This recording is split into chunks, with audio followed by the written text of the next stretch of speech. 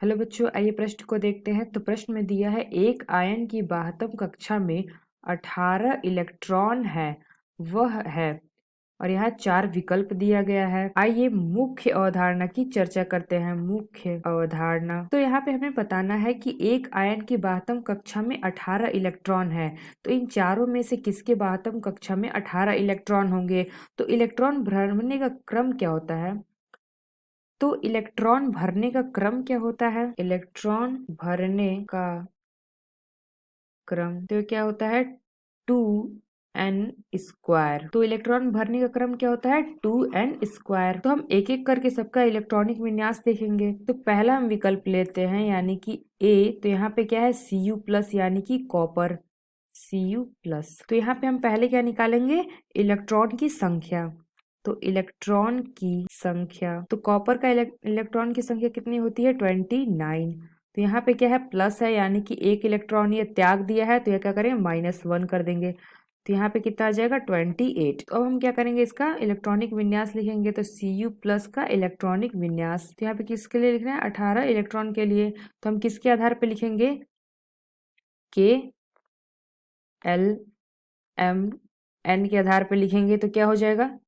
तो ये हो जाएगा हमारा 2 8 18। तो ये हो गया 2 8 18 कितना हो गया? 28। तो इसके बाह्यतम कोश में कितने इलेक्ट्रॉन है? 18 इलेक्ट्रॉन है। तो यहाँ पे प्रश्न में क्या पूछा गया था? बाह्यतम कक्षा में 18 इलेक्ट्रॉन किस में होंगे?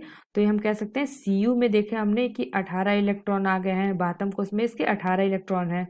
तो ए हमारा सही होगा। तो यह पहला विकल्प हमारा सही होगा यानी कि कॉपर। तो यह विकल्प क्या है? हमारा सही है। तो आइए अब दूसरा देख लेते हैं। तो बी हमारा क्या है? बी हमारा है TH4+ यानी कि थोरियम। तो इसमें इलेक्ट्रॉन की संख्या कितनी होती है? 90 होती है। तो यहाँ पे हमने देखा कि 4 है यानी कि 4 इलेक्ट्रॉन त्याग दिया है। तो ये आ जाएगा हमारा कितना? 86। तो इसका इलेक्ट्रॉनिक विन्यास हम लिख लेते हैं। तो ये क्या हो जाएगा? ये हो जाएगा हमारा 2 8 18 32 18 8। तो यहाँ पे हमने देखा इसके बाह्यतम कोश में 8 इलेक्ट्रॉन है। तो यह कह सकते हैं कि यह विकल्प हमारा गलत है। तो आइए अब तीसरा विकल्प देखते हैं। तीसरा में क्या दिया? CS+।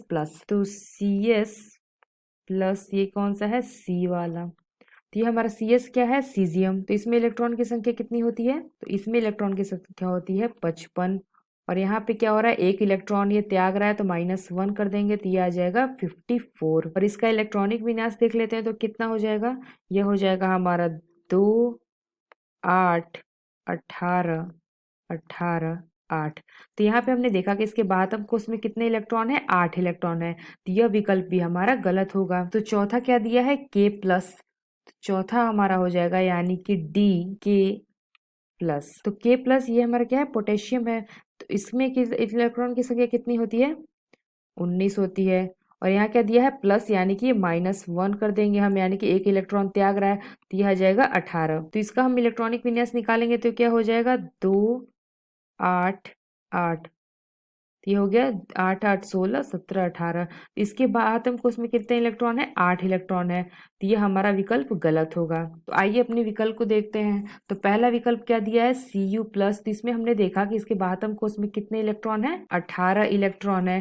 तो ये हमारा सही है, यानी कि पहला विकल्प हमारा सही है।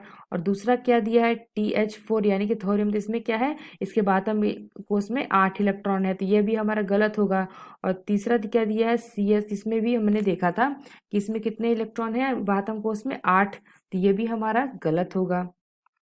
और चौथा क्या? पोटेशियम यानी कि K। तो इसमें भी देखा हमने कि इसके बाह्यतम कोश में कितने इलेक्ट्रॉन है? 8 इलेक्ट्रॉन है। तो यह भी हमारा गलत होगा। तो हमारा चौथा विकल्प भी गलत होगा। तो हमारा सही विकल्प क्या है? A यानी कि Cu+ यानी कि कॉपर। इसके में बाह्यतम कोश में 18 इलेक्ट्रॉन होते हैं। तो आशा करते हैं आपको समझ में आया होगा। धन्यवाद।